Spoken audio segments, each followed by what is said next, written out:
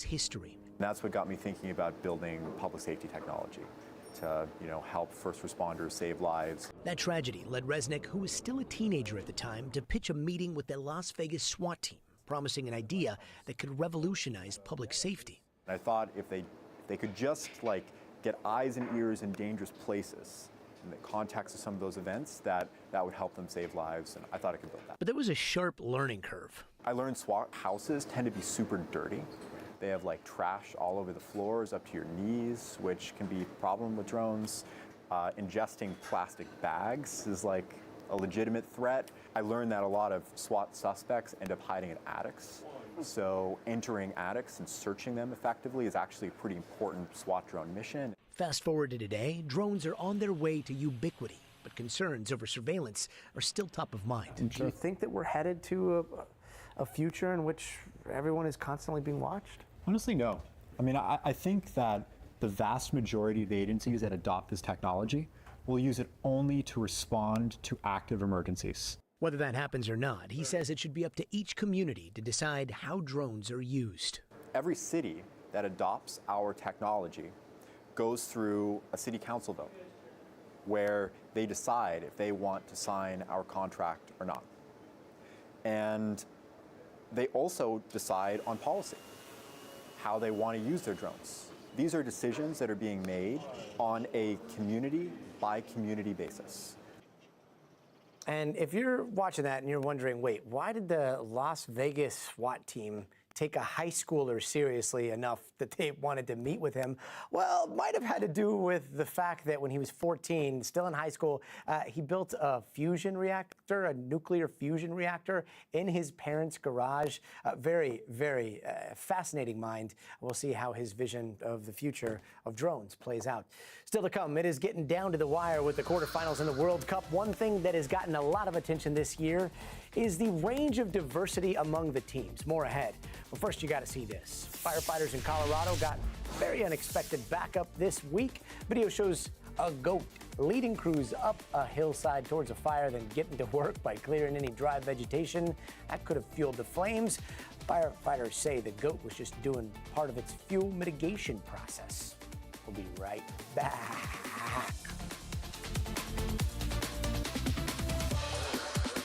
Got both of you guys. I got both of you. That was a good one. I got, who else? Did I get Lisa? Yeah, Lisa's laughing too. What up, guys? All right, that was pre-tape, but you guys got to see it first. You guys are getting sneak peeks. Hi. Bah. Yeah, I wasn't sure if I held it long enough, so then I went an extra second. I think it really did the trick. Hi, how's it going? Great to see you. Deborah, this world has gone off the deep end. This is not progress. A lot of people share your opinion. I am sometimes one of them, but not today. Today, I'm optimistic that maybe things will be okay. I don't know why, but maybe they will. Let's see. Default. What happened? That sounds horrible. We're doing pretty good, SML. How are you?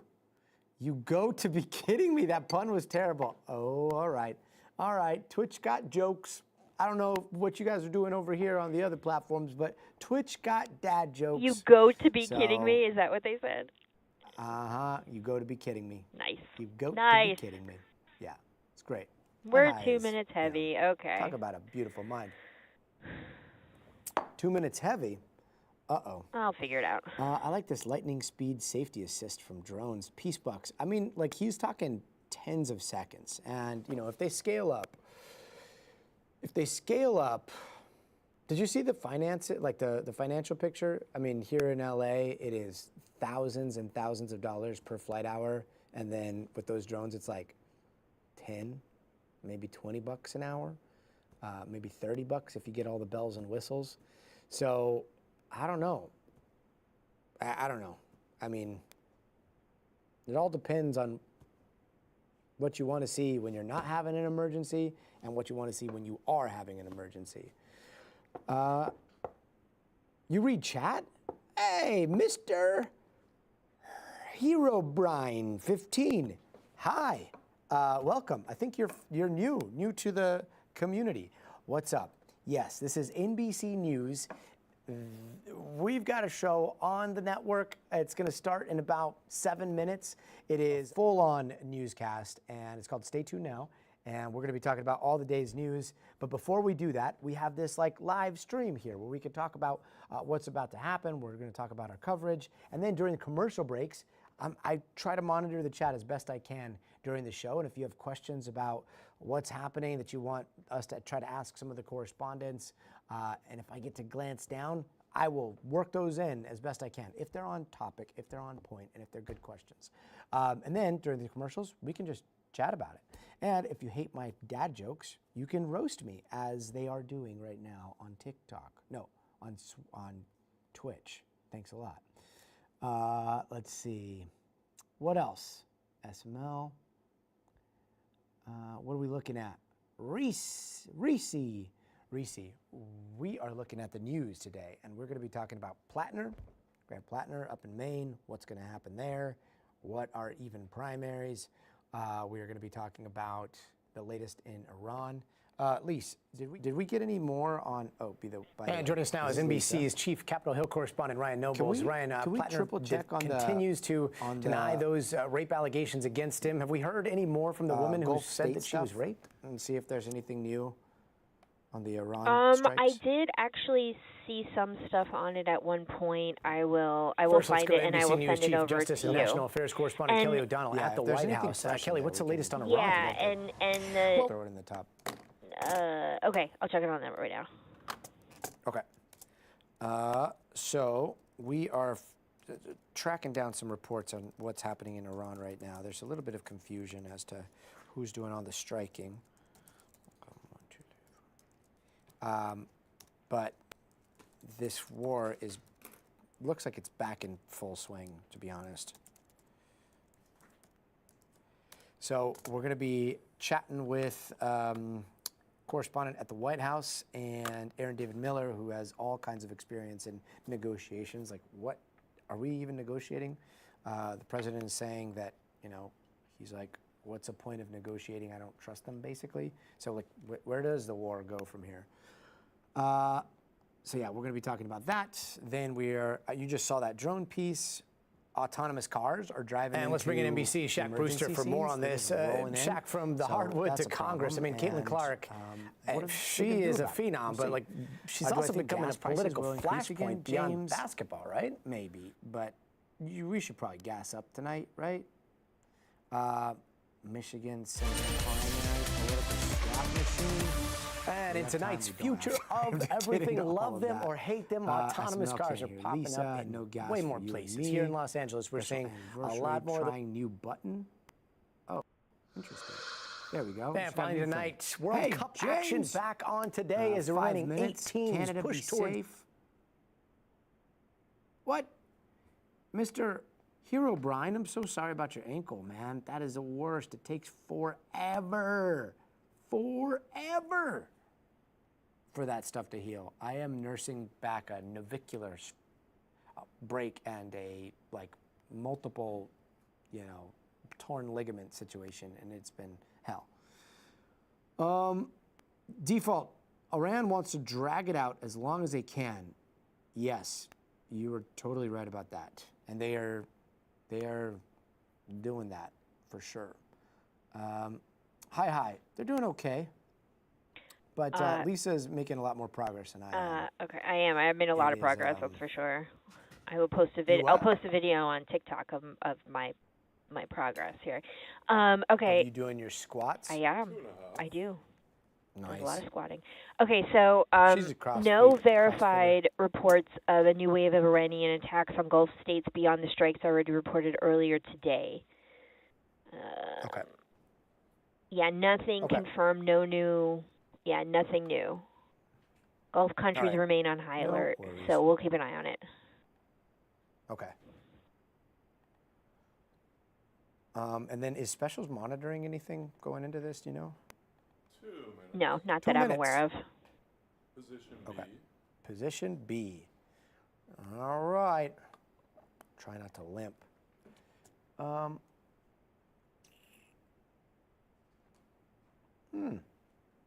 Peace Bucks, I didn't even think about that. Wonder if that's happening. 2 minutes, chat. Mr. Hero Brine, is this your first time watching? It gets pretty fun. So over here, yep, I'm pointing the right way. Yeah, over here, the full show is going to pop up. And a lot of times we'll keep this up. That's 30 Rock. That's the control room out of NBC headquarters in New York. Down below, that's Lisa Crivelli. She's the one in my ear yelling at me for most of the show. And she is the executive producer of this wonderful, wonderful program. And we've got, who's back there? Is that Mao? That is. And we've got Big Mike over here. Mao on the Ronin, Big Mike. And then we're on the West Coast. We are here in Los Angeles on the Universal Studios lot. So it's a, West Coast, East Coast collaboration. And we got 30 seconds before the show starts. So, chat, you guys do your thing, and then I will jump back in during commercials. And yeah, another day. Another beautiful day of everybody on Earth getting along. And some bad stuff happening, but mostly getting along. Don't forget, we just cover the exceptions. Shut up, Lisa. All right, here we go. 5.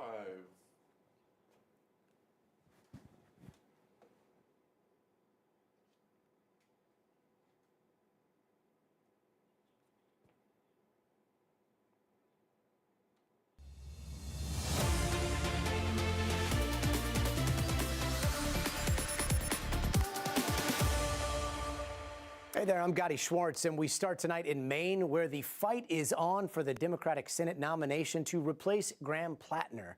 By now, you've probably seen parts of that 11-minute video he posted last night responding to the accusation of rape, which he denied. Then he went on to say that he was stepping aside after getting pushed out by political leadership, trying to get him out of the race. This is incredibly difficult because I know that some will think it's an admission of guilt, and it most certainly is not. We're not doing it because of the allegations. We're doing it because of the structures that are being taken away from us by those in power. We did it the way that we were told we are supposed to make change, and we won. And now they are not going to let us have it. Not if it's me. 4, 3. And so we're suspending campaign operations. Okay, he says he's suspending campaign operations, but nothing is official until Plattner's paperwork is filed. And sources familiar tell NBC News that Plattner will wait until Monday, the deadline to formally exit the race. But already, the lobster cage fight has kicked off among Dems vying to get their name on the ballot. The nominee is going to take on Republican Senator Susan Collins in November in what the Dems see as a must-win race for any chance of taking control of the Senate. So far, several of the names floating out there are some of the candidates who didn't make the cut in this year's run for governor. And as for how a replacement will be chosen, well, Maine's Democratic Party says it's going to hold a nominating convention. And where we are at right now is that we do have a vote to move forward with a nominating convention that will happen at some point prior to July 27th. If you are a candidate that is interested in participating in that, it is critical that you start talking to Maine voters about the values that we saw drive such historic turnout in the primary we just had on June 9th. And joining us now is NBC's chief Capitol Hill correspondent, Ryan Nobles. Ryan, Plattner continues to deny those rape allegations against him. Have we heard any more from the woman who said that she was raped? No. In fact, she's not taking any press inquiries now. She said that her interview and the way that she told that story will stand for itself.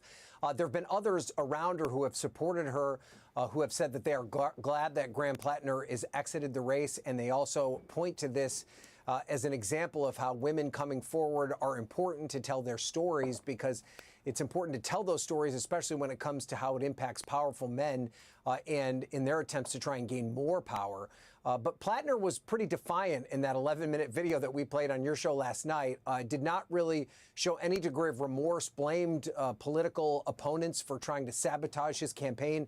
and made it clear that he wasn't dropping out because of the accusations, that he was dropping out because he had basically lost the entire political infrastructure around him. It's important to keep in mind here, Gotti, that he's not officially off the ballot until he files the paperwork with the Secretary of State to take that step. And we're told he doesn't plan to do that until Monday, which is the deadline for him to do so. If he does that and the primary votes are pretty much out the door, what say do voters actually have here? Yeah, I think that's the frustrating part for many Maine Democrats who feel that they've already participated in this process. But there is new information, and that's part of why they are going through this secondary process. The Maine Democratic Party is in charge of this. There aren't any strict parameters as to how they pick their new nominee, but they're going to try and involve as many people as possible. They're going to have a 600-person convention. 500 of the delegates to that convention will be elected by the different county committees. So that will be a way for voters to get involved. Right now, though, the voters that we talked to in Maine today are just frustrated by this process in general and want it behind them. Take a listen to what some of them had to say. First of all, and I'm over 80, I'm sick of having 80-year-olds run everything. So having somebody younger, highly articulate, extremely intelligent, I would have been proud for him as a speaker and as a thinker to be representing us in the Senate. I believed him when he was talking about economics and the people of Maine. So I don't see anybody with that kind of energy behind them, but I'd love to be proven wrong. 2 minutes. And what you hear from those voters, Gotti, and from many of the voters that we talked to today is that what they're most frustrated by is that they liked Graham Plattner's politics. They liked the message that he was sending to Washington, this effort to try and take on the establishment and shake things up. At the same time, though, they're extremely disappointed by what has been revealed about his character and the decisions that he made. And many of them do not believe that he should have continued on as the nominee. So it's going to be the goal of the Democratic Party to find someone who can tap into that energy that Plattner had harnessed, while at the same time distancing themselves from the poor decisions that he made over the course of his life. And, Gotti, they're going to have to do it in a little more than 2 weeks. It will not be any easy task, especially given that the opponent on the other side is Susan Collins, who is looking for a 6th term and has been counted out before and has defied the odds. Yeah, and not only are they going to have to do it in like this record time, they're also going to have to do it without a lot of messy infighting, right? Like, is this looking like it's going to be a knockdown, drag-out fight, or can they somehow present a united front? Only time will tell. I mean, we only have a very broad sense of how this convention is going to work. We don't understand completely the mechanics and the rules behind it. There could be many, many candidates. There's already 6 candidates that have said that they intend to participate in the convention. That could balloon to 12 to maybe even 20 candidates. You know, there's always the interpretation of rules that could be disputed. There could be some infighting.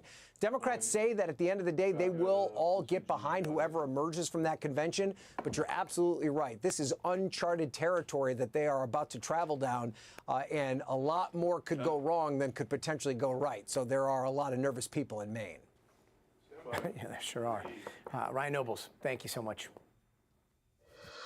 Meanwhile, in the Middle East, the war seems to be once again in full tilt. Both the United States and Iran trading more fire overnight, with the United States striking another 90 targets across the country, and Iran retaliating by hitting American bases in Kuwait, Bahrain, and Jordan. Here's how President Trump is framing it. We just hit them very hard, and I say we hit them 20 to 1. Every time they hit us, we're going to hit them 20. Are we retreating to a full-scale military conflict, sir? I don't know. We'd win it very quickly.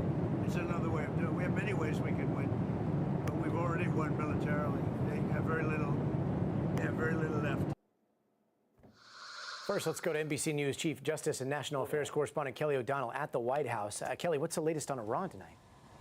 Well, what we are watching is how this conflict is really bubbling up in a heated way again. We know that the president said he believes the ceasefire is over, and that was evidenced by the U.S. military carrying out strikes along ports in Iran, trying to hit a number of targets that deal with missile storage, drone storage, also hitting some of the Iranian Republican Guard boats that the White House believes had something to do with targeting commercial ships in the Strait of Hormuz. So the White House believes it was Iran that broke the ceasefire by attacking a couple of commercial ships as they are trying to exert pressure over that critical waterway, the Strait of Hormuz. The president, in some kind of new tone, has changed what he is expecting out of Iran at this moment, at least right now. For several months, the president has talked about Iran wanting to make a deal, calling up, saying they want to make a deal. He's done that again and again and again.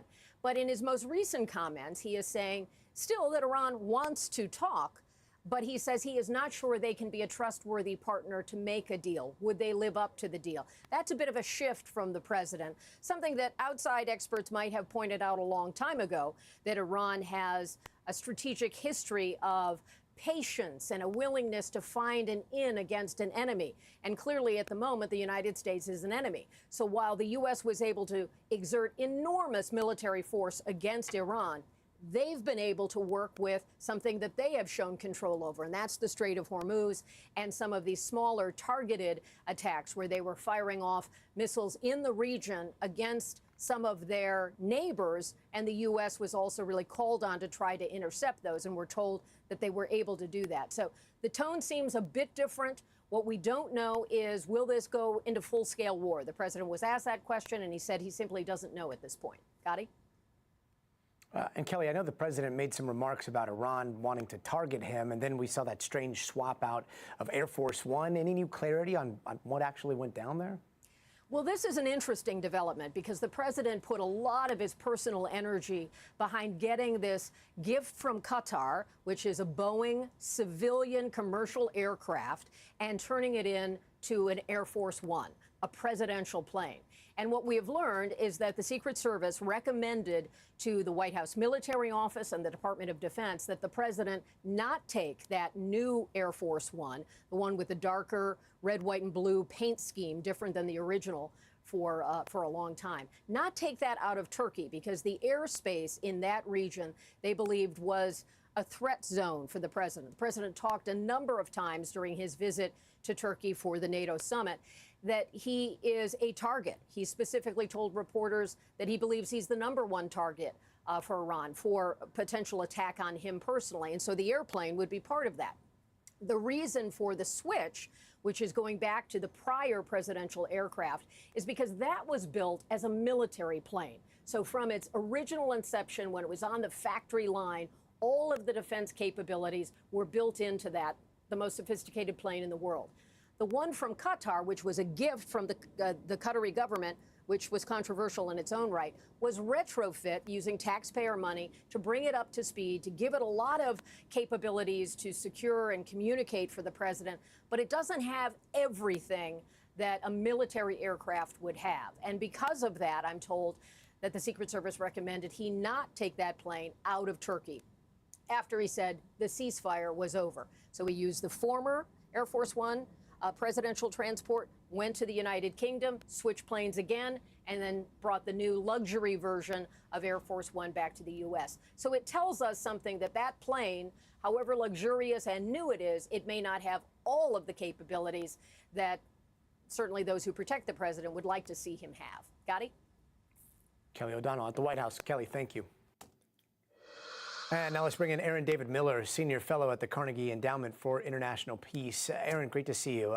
We heard Trump say that Iran has very little left, but if the United States struck 170 targets in Iran in the last 48 hours, we've been watching thousands and thousands of strikes since this all started.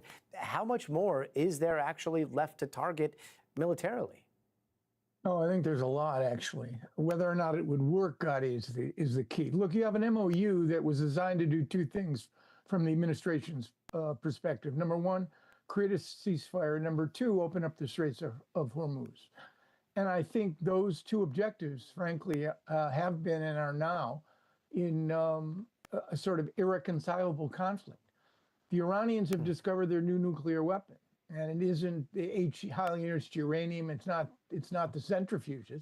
It's the fact that they've weaponized geography and have planned to turn the straits into an ATM machine. And the Islamic Revolutionary Guard Corps, Navy, which frankly, I think is responsible for the strikes over the last 48 hours on several commercial vessels and on the U.S. bases, has a real stake in not giving up this core requirement. It's not a negotiating tactic.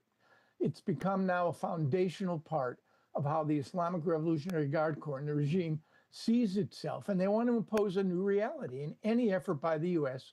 guided ships, tankers through the so-called southern route, hewing close to the coast of Oman, as opposed to the route that the Iranians want these ships to take, which hews close to the northern part of the straits, which is closer to their littoral, is going to end up provoking an Iranian response. So I think I'll take a flyer here. I think we're in for a bad patch, but I don't think either side wants to go back to February 28th, April 7th. Interesting. The weaponization of geography, that is such a fascinating take. And is there a way of, I don't know, the United States fighting that, given the topography of the Strait of Hormuz, the fact that it doesn't seem like we've been able to stop a lot of the asymmetric strikes that we see in that region? Yeah, I mean, I've been around Arab-Israeli negotiations for a long time. In the Middle East, Gadi, geography is destiny. And the reality is the Iranians don't have to strike the Israelis, certainly don't have the capacity to strike the continental United States, but they've identified through a process of a horizontal escalation that they can not only weaponize the straits, but they can undermine the security and stability of the Gulf. So the real question is the U.S. military, if they wanted to mount a massive military operation, which would involve a extraordinary deployment of naval, missile, and air assets, they probably could open the straits, but then they'd have to deploy ground forces in order to keep them open and to find a way to counter Iran's ballistic missiles, which are launched from deep inside the country.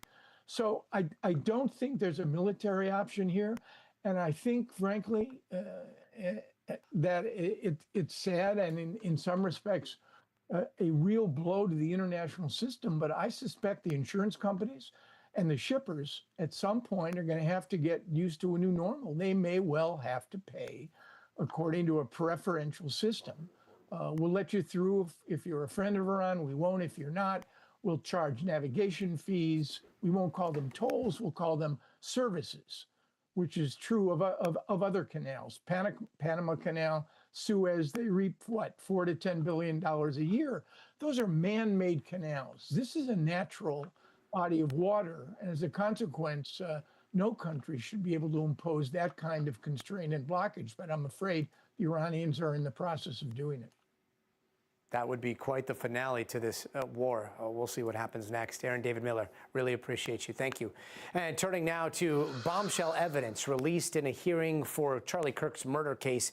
After lawyers argued for over an hour yesterday about this video, we finally saw a redacted version of the interview with Lance Twiggs, who was the roommate and the romantic partner of suspect Tyler Robinson. We're going to play some of that video for you now, so pay close attention here. He had said he was planning to go hunting with his family, and he asked me for if we had a Dremel because he said he wanted to engrave messages on bullets. Did he talk about what he had done? Didn't go into detail. I just asked him in person if what he said was true the night before, and he said it was. I started crying a little bit and said he wishes he hadn't done it. And then eventually said that he would talk to his parents or turn himself over. So did you ever talk about gender identity issues and LGBTQ rights? No, not really. Usually if he did talk about politics stuff, it was relating to Trump or current policies being issued or voted on. All right, so Agent Davis, who was there for the Twiggs interview, he also read aloud some text between Robinson and Twiggs. We've seen a lot of these messages before, but just to remind you, here are some of them. This one shows Lance asking, "You weren't the one who did it, right?" Then Tyler says, "I am. I'm sorry." On the second one, we see Tyler say, "Why did I do it? Yeah, I had enough of his hatred. Some hate can't be negotiated out." Then on the third one, you see Tyler say, "Judging from today, I'd say Grandpa's gun does just fine. IDK. I think that was a 2K scope." A lot of this stuff now being introduced. He then says, "Delete the exchange." Plus, we got our very first look at the suspected murder weapon, that rifle the prosecutors allege Robinson used to shoot and kill Charlie Kirk. This is it right here. And that's not all. We also saw photos of the bullets with engraved messages like this one. It says, "Hey, fascist." It's hard to see there. And then this one over here that says, "Catch." We knew these bullets existed, but this was our first time seeing pictures of them. Let's bring in NBC's Camila Bernal for more. Camila, okay, so is this enough to go to trial? Because this whole hearing is really about whether there's enough evidence to actually try him. After today, is that a moot point? Look, it's likely that it will go to trial, but we won't really know, Gotti, until the judge makes a decision. And the prosecution actually today arguing, hey, let's argue about all of this tomorrow and let's have the judge make a decision tomorrow. But then guess what? The defense came and said, no, we want to have briefings. We want to have the time to write all of this down and document it and give it to the court. So the judge actually agreed with the defense and allowed them to do briefings. They're likely going to go back and forth. And then the judge said, let's schedule something for September 1st to have those arguments. And look, September 1st is already essentially a year after Charlie Kirk got killed, and we still won't know whether we're going to trial or not. It's possible, but we have to wait for that decision from the judge, Gotti. Camila, this seems like a mountain of evidence, and again, this is not the actual trial. Does this mean that we're just scratching the surface of evidence, or is the state showing like most of what they have up front here? There's definitely going to be a lot more if we go to a trial. But we do have the key points here, or the pieces of some of the puzzle here, because we have the DNA, we have video evidence. But the biggest thing, I think, is going to be that testimony from the roommate and former lover, because he talked about the discussions. He talked about this sort of confession that Tyler Robinson made. And even today in court, they were reading a note, a handwritten note that he'd left under the keyboard for that roommate, and it said this: "I had the opportunity to take out Charlie Kirk, and I'm going to take it." And at that moment, when they're reading all of this, is when Erica Kirk and Charlie Kirk's family, they get very emotional. You know, this is part of what's the difficult just situation in terms of being in court and reading and seeing all of this. But that is going to be key for the prosecution. And yes, we'll get a lot more, but we're getting sort of the meat and potatoes of what would likely come up in court. Yeah, we'll see what kind of defense is mounted next. Camila Bernal, thank you so much. And turning now to the mysterious death of an 18-year-old off the coast of Mississippi. The family of Nolan Wells is demanding answers right now after he was last seen alive on July 4th. Then he and his friends took a boat trip to an island about 10 miles off of Mississippi's Gulf Coast. His friends came back home later that night. Wells never came back, and after a 2-day search, Wells's body was found on the island. But there's still no word exactly on how he died, and his family's lawyer is raising questions over how much his friends might actually know. They all came back, but Nolan didn't. Why would they have his cell phone? I mean, it is so many things that don't pass the smell test here. Let's bring in NBC's Aaron Gilchrist to talk a little bit more about this. So, Aaron, what are the friends saying happened that night?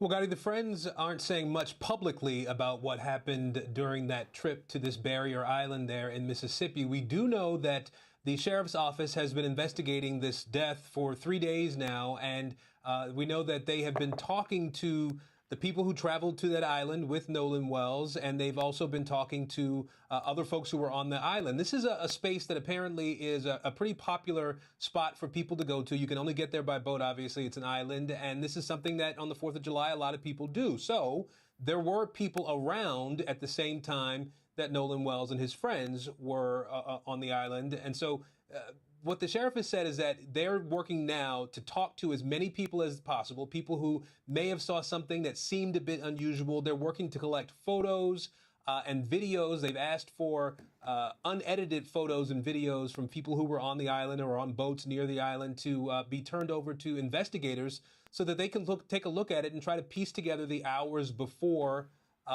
the call came in from Nolan's parents that he was missing, and in the hours before his body was found early Monday morning, Gotti.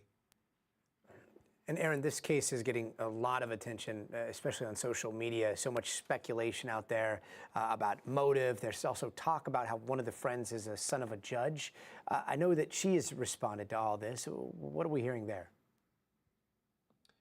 Yeah, you're right. I mean, this is something that we see happen, right? We know that the internet sleuths are out there and they're trying to piece together what they think happened. There's also this issue that is perhaps somewhat unique to Mississippi or unique to the Deep South, and that is this issue of race. It's something that comes up, particularly when you see a photo of a young black man surrounded by his friends, in this case, who are all white in this photo, and that is something that draws a lot of attention in Mississippi. One of the young men who was on this boat with Nolan, his mother is a local judge in Mississippi where they come from, and she says via a statement that she put on Facebook that her son was interviewed by police, that he is cooperating with the investigation and the questions that have been asked of him. And she went on to say that the account that she's aware of is that this group of men went to this island together on the boat, and that Nolan made the decision that he was going to stay behind after her son realized that there was an issue with the boat. A pump was failing or something like that on the boat, and so he decided to leave. Nolan, she says, decided to stay, saying that he would get a ride back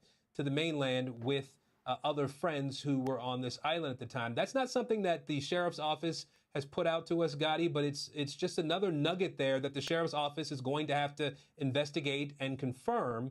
It's worth pointing out, too, that this is an island where that's uninhabited. There's nothing there except for animals and sand, and so there are no cameras there for police to be able to look at surveillance video, and so they're trying to piece together what happened here based on what they can get from the folks who were around. Yeah, hopefully we'll have some answers soon. Aaron Gilchrist, thank you. And don't go anywhere. Coming up next, a person seen walking across a suspension cable on the Brooklyn Bridge leads to a rescue mission caught on camera. Plus, how one drone company is linking up with police departments across the country and trying to change the future of emergency response.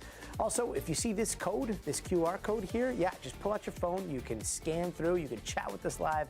Let us know your thoughts all hour long. It'll take you behind the scenes. You can watch on YouTube, TikTok, Twitch. We're talking right now, so come on in.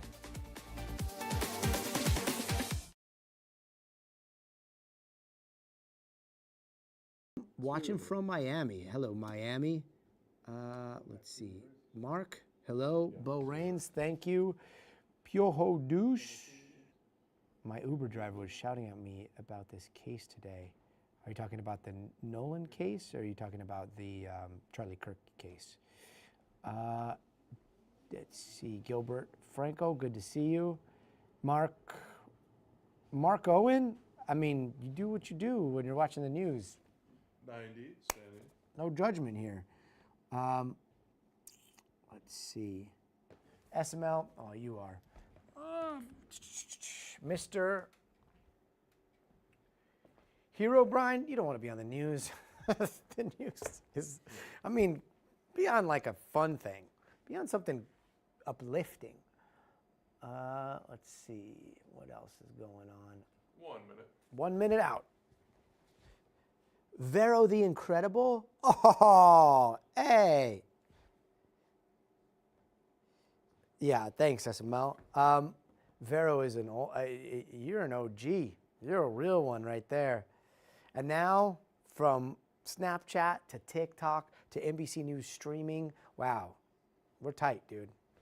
Vero, thanks for refinding us. 30. Let's see. I hope. All right, here we go. Blue, interesting. All right, we're going to do some headlines here. 20. And then we still got a bunch of stuff coming up.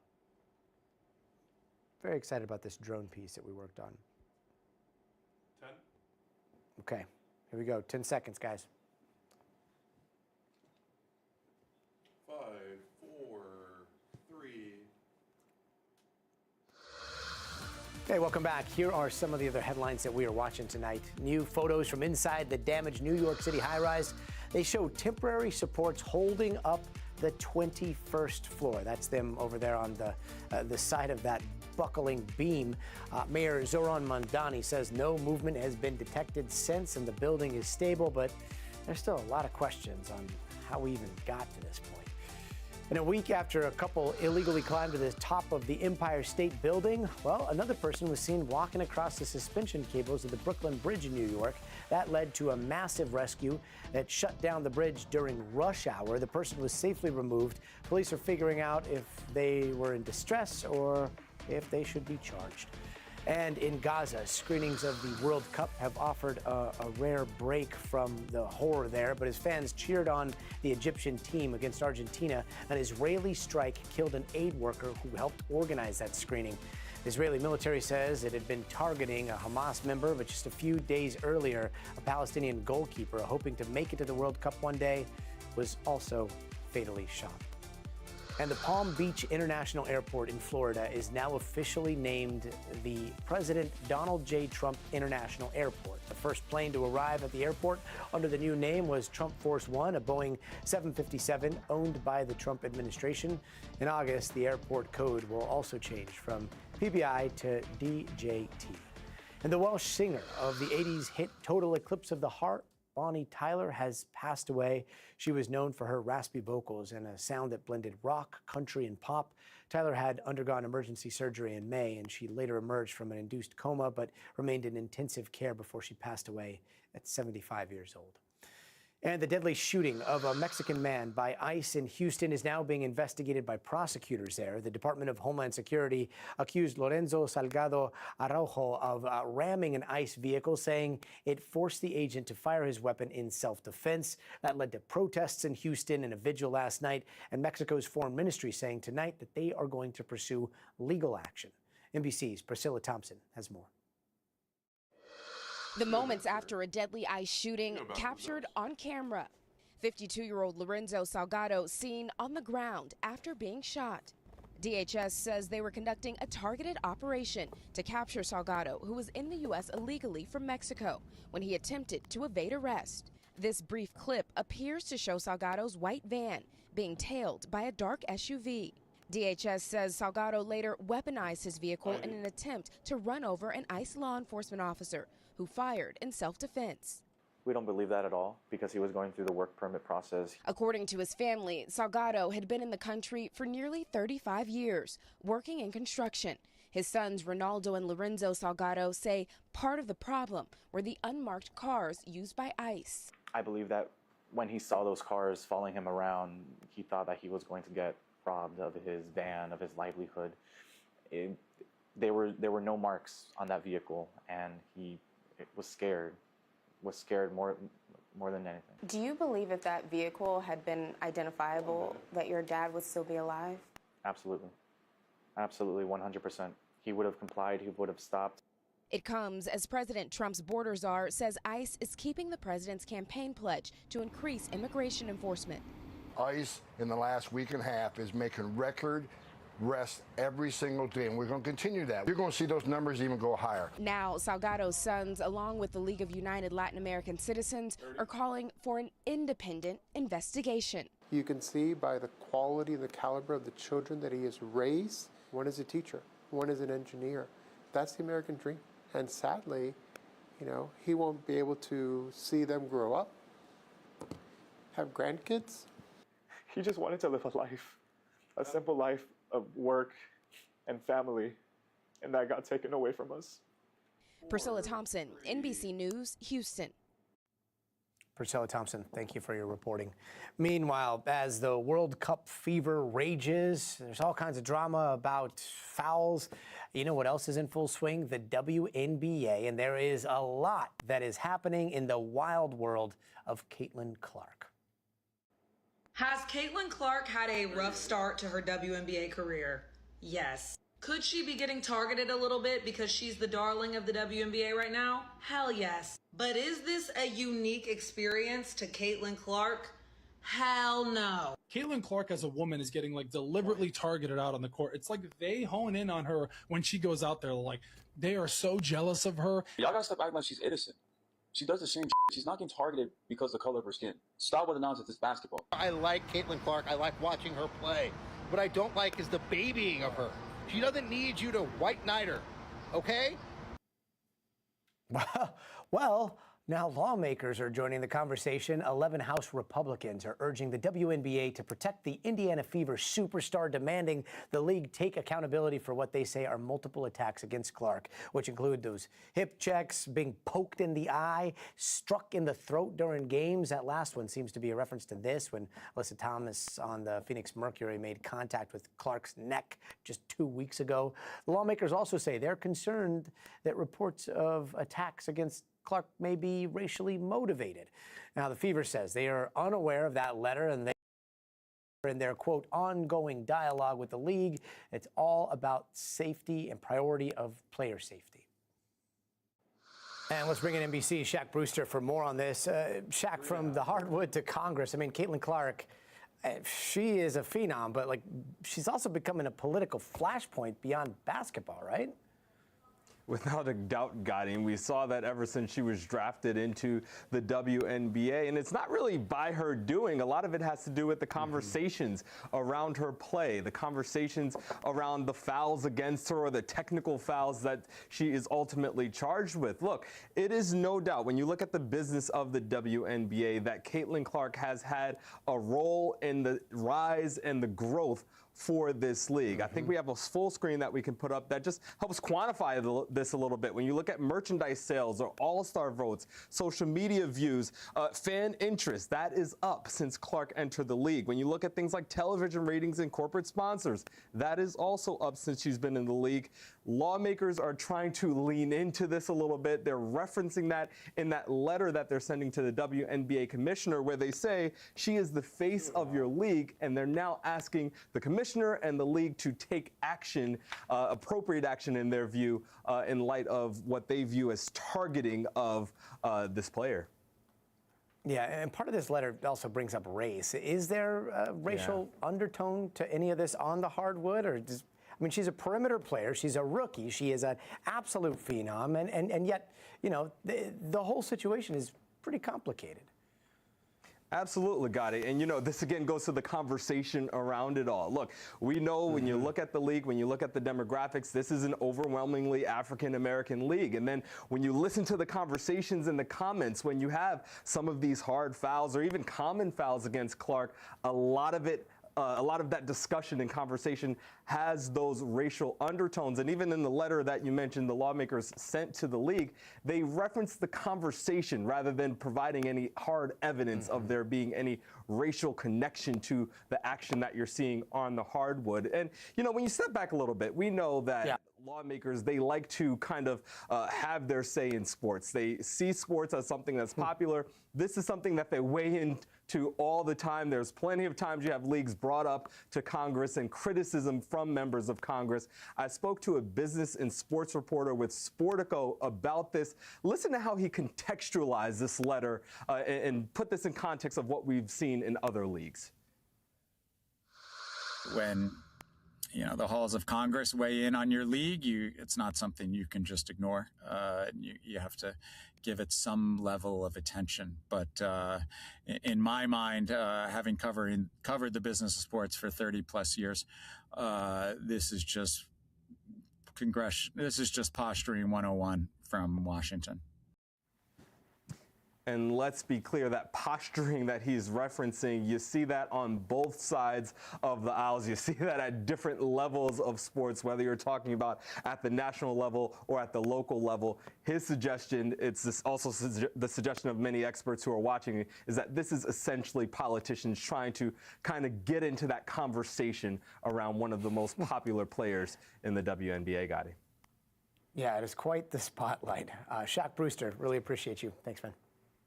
You got it. And coming up, a massive fire at a shoe factory in China leaves dozens dead. What we are learning about this horrific inferno coming up next.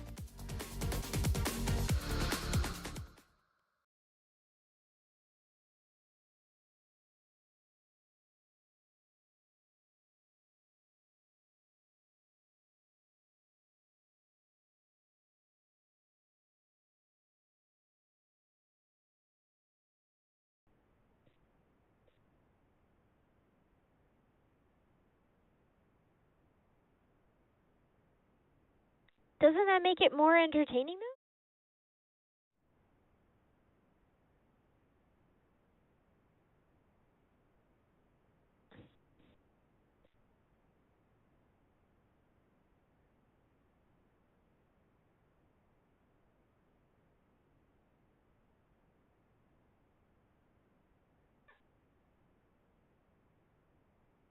Anyway, sorry guys, I think I was muted for that. You missed all the sports talk. Oh my God, you missed everything.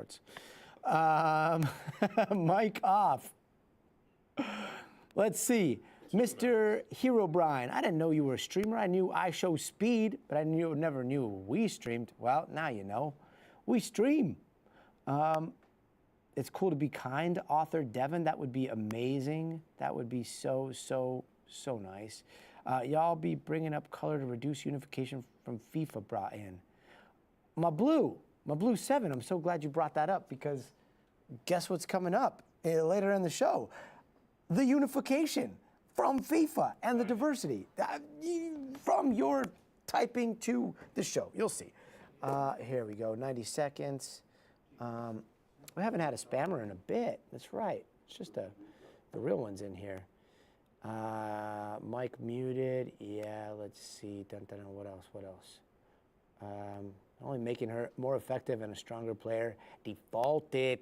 Yes, for sure. 1 minute. My Blue, I think the teams, it's the referees. Also, a lot of blame to go around. Let's see. I mean, my Blue, you got some, I like your takes. Yeah, SoCal Yeti, also a great take. Okay. 45 seconds. Guys, we got to go. Here we go.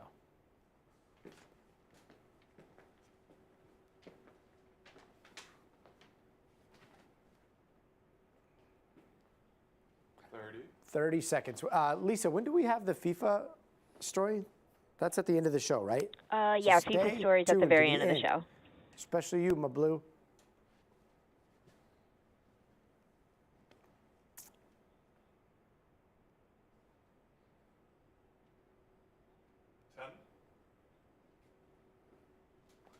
Rebo. 5, 4, 3.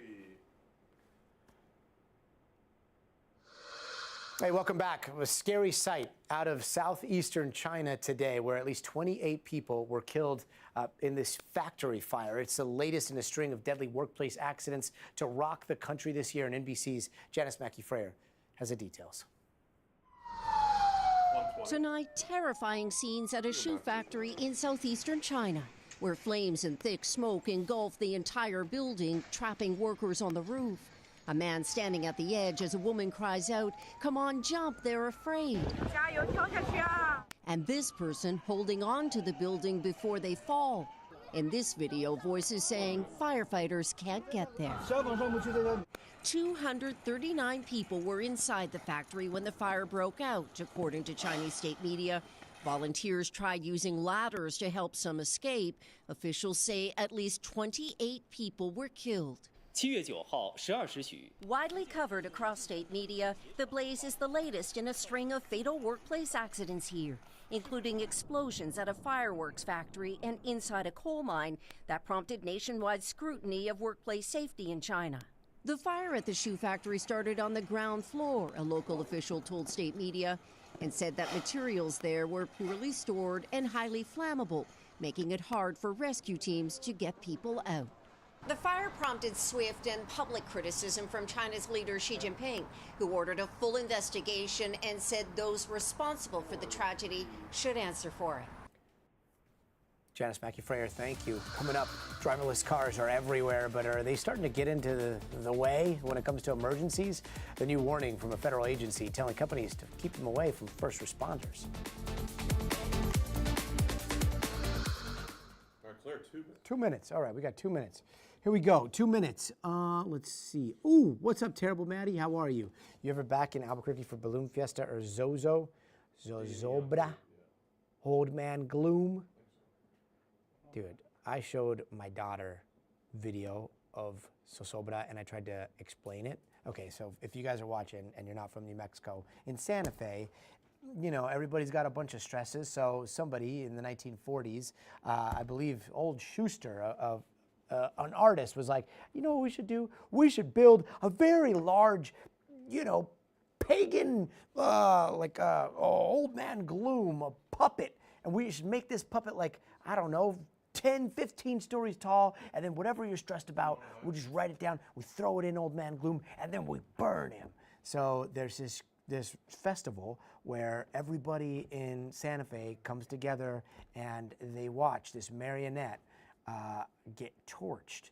And everybody's like, burn him, and it gets very, very intense. And so I was trying to explain to my 5-year-old daughter, like, well, when you get stressed, you just like write what you're stressed about, you put it in Old Man Gloom, and then they politely torch him while he screams for bloody murder at the crowd. And she's like, what? And she's like, I would definitely write down those scary fish that my grandfather has in his fish tank. They're like these little algae eaters. And I was like, that stresses you out? And she's like, yeah. She's like, can you show me? So then I showed her video, and then I'm pretty sure she had nightmares about Zozobra. So you guys should look up Zozobra. Anyway, I would like to come to Zozobra, but I probably have to wait a couple of years because Kira, terrified of that. Anyway, Zozobra is something that you should definitely watch. But like, why do we have to burn somebody to get our stresses out, you know? Meister, supposedly driverless cars are the most safe. Videos, however, would say otherwise. I mean, it's a complicated situation, but we've got a really, really fascinating, nuanced conversation coming up with an MIT expert. So, let's see. Wild concept for sure, right? Yes, I know iShowSpeed does a tour. Yes, I saw that, the Waymo car and the two miners. Yeah, you'd think, my blue. Balloon Fiesta, that is a bucket list item. You have to go to Balloon Fiesta. Everybody on the stream, 1 point, put Balloon Fiesta on your list. And don't go into the parking situation. Rent yourself a bike if you go, and then bike into Balloon Fiesta in the morning. That is a way to do it. Balloon Fiesta is, you know, one of the most beautiful places on planet Earth. Wait, are we done? Yeah. Oh yeah, we driverless car developers, and on one hand they're very supportive of the immense potential of autonomous driving. They start off with platitudes, but at the same time they say this trend of driverless cars rolling into emergency scenes is a clear pattern, and they are concerned. So, like, are these edge cases, or is this a bigger flaw? You know, Gotti, thanks for having me on to talk about this. I think we have to think about this as beyond an edge case problem. It really isn't. It's an operational readiness problem. Back in 2002, we first saw a cruise vehicle block a fire truck. In 23, a Waymo robotaxi entering an explosive fire scene. You know, the San Francisco Fire Department has documented dozens and dozens of these situations. So we can't really call this an edge case anymore. In 2025, under the last administration, I sat on Secretary Buttigieg's Transforming Transportation Technology Advisory Committee, where this topic was discussed and a report issued that calls for some of what we're talking about today. So I think what we're talking about here is an illustration on why automation is really more than an AI problem. and why self-driving is about interacting with the people, the objects that are on our roads today. And first responders are part of those individuals that we need to be concerned about. Yeah, how do you, I mean, look, I'm not an engineer at all, but how do you go about fixing this? Like, is this a more data in, more training, more simulation situation? Is this a going in and trying to write some code in? Because when it comes to neural nets, when it comes to AI, that type of fix, like we're getting pretty far away from that being possible, no? You know, I think the folks in Silicon Valley would like to believe more data will solve these problems, but I think it's very much a different architecture and a different approach that's needed. We are taking a technology and we are trying to fit this technology that is incredible into a transportation system, and it's got to work within that system. And within that system, we need to earn public's trust. And as the NHTSA statement says,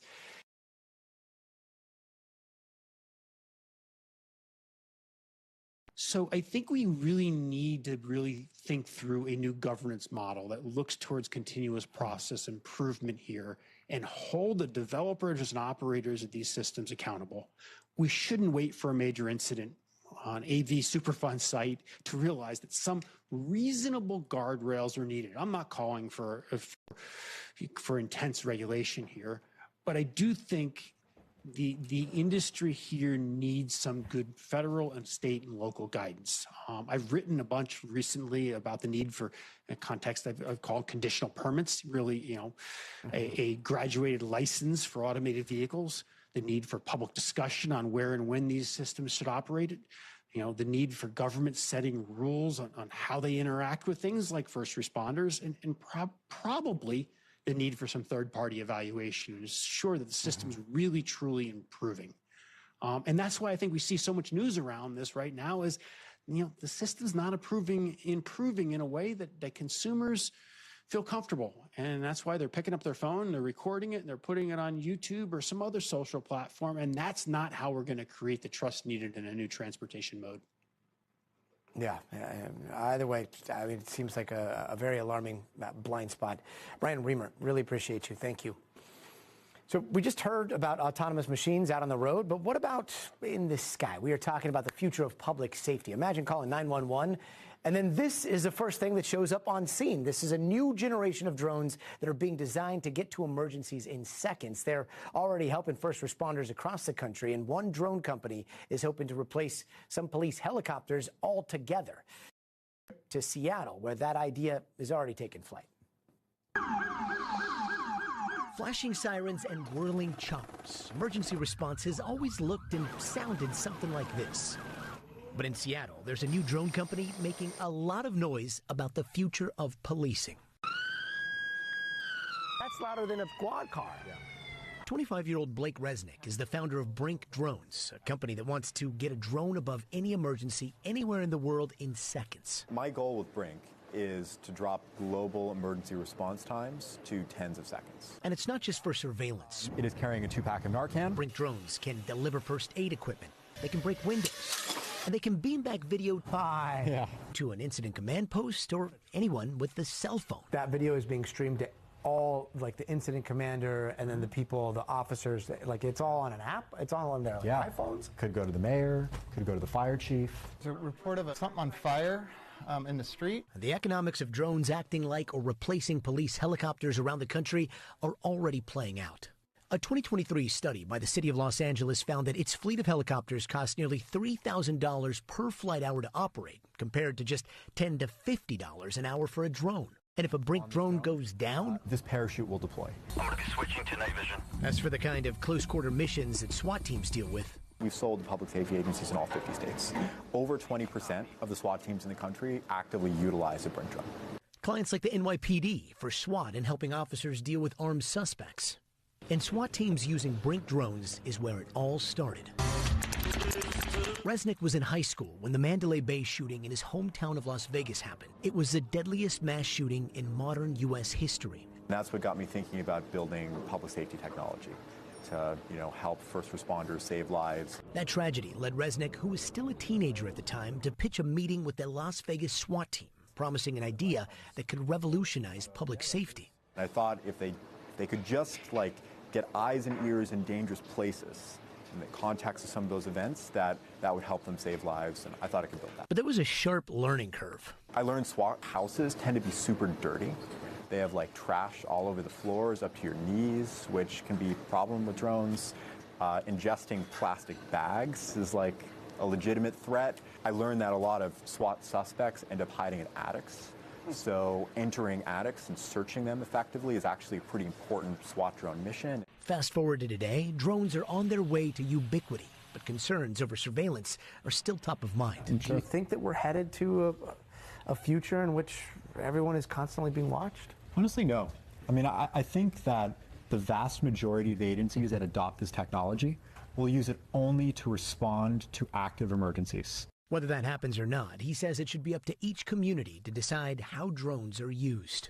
Every city that adopts our technology goes through a city council vote where they decide if they want to sign our contract or not. And they also decide on policy, how they want to use their drones. These are decisions that are being made on a community-by-community basis. And if you're watching that and you're wondering, wait, why did the Las Vegas SWAT team take a high schooler seriously enough that they wanted to meet with him? Well, it might have had to do with the fact that when he was 14, still in high school, he built a fusion reactor, a nuclear fusion reactor in his parents' garage. Very, very fascinating mind. We'll see how his vision of the future of drones plays out. Still to come, it is getting down to the wire with the quarterfinals in the World Cup. One thing that has gotten a lot of attention this year is the range of diversity among the teams. More ahead. But first, you got to see this. Firefighters in Colorado got very unexpected backup this week. Video shows a goat leading crews up a hillside towards a fire, then getting to work by clearing any dry vegetation that could have fueled the flames. Firefighters say the goat was just doing part of its fuel mitigation process. We'll be right back.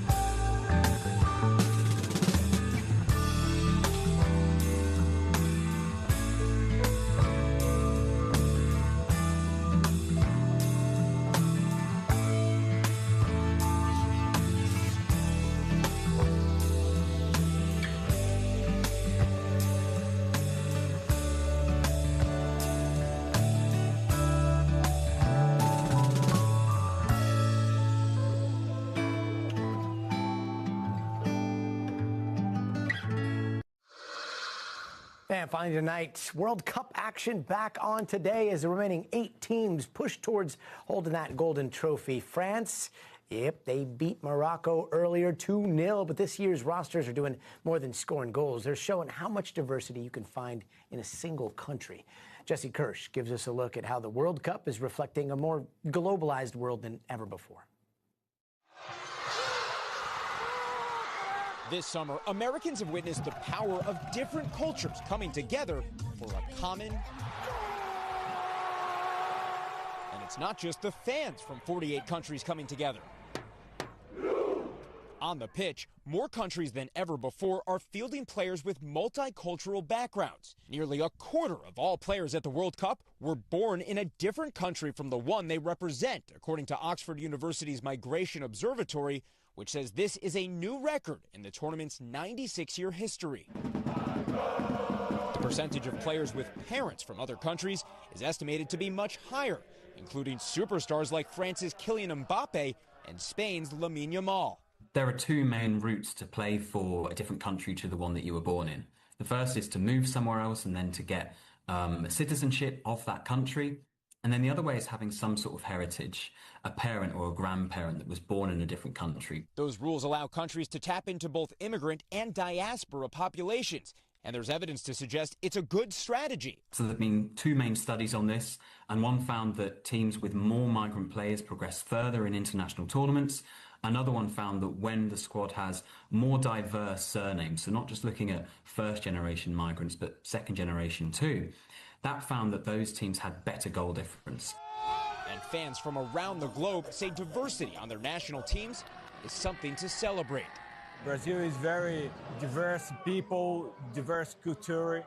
Middle Eastern countries, you start seeing people from different races playing for them. And I think it's good for the game, it's good for the countries, it's good for competition. According to Newsweek, 12 out of 26 players on the U.S. Men's World Cup team had immigrant or diaspora roots. And while their tournament ended in heartbreak on the field, American fans are still proud of what the team represents. That's the America I know and love. We have the possibility to be a great nation with people who come from all over and bring different contributions. This country was founded on immigration. Not only does our squad show it, but I think we keep on showing that.